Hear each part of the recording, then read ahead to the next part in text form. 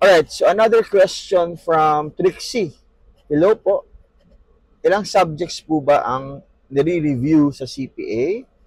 I am a BSA second year po. Sana maging CPA. Siyempre, ang goal naman natin, no, kayo ay maging CPA, Trixie, no? So soon, you will become a certified public accountant. So ano yung mga subjects? So number one, yung paborito ko, no, MAS. With the MAS, no, so Management Advisory Services.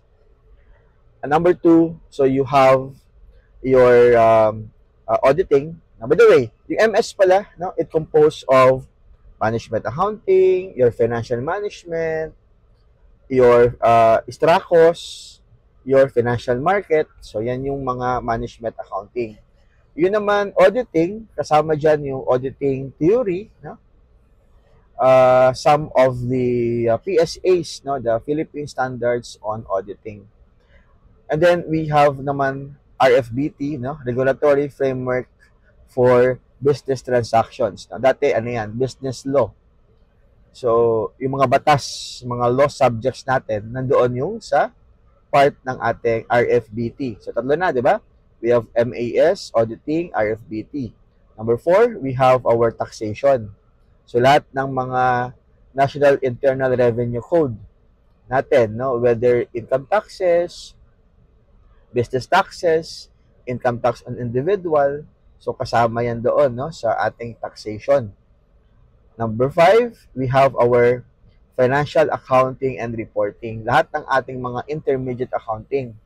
1, 2, 3, depending sa ating school, no? So, yung iba ay 1 or 2 lang, no? Iba wala naman 1, 2, and 3. Yan yung mga financial accounting and reporting. And then, pinakahuli, yung advanced financial accounting and reporting. So, 6 na. So, ano naman yon? So, lahat ng ating mga advanced accounting subject at kasama din ang cost accounting.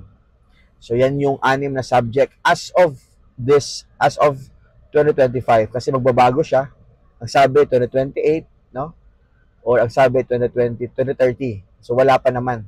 So, for now, we have 6 subjects. Again, we have your MAS, or Management Advisory Service, or Management Service. We have your auditing. Also, we have Regulatory Framework for Business Transactions, or RFBT. We have taxation. We have financial accounting and reporting. And the last one is the advanced accounting, or advanced financial accounting and reporting. So hopefully, Trixie,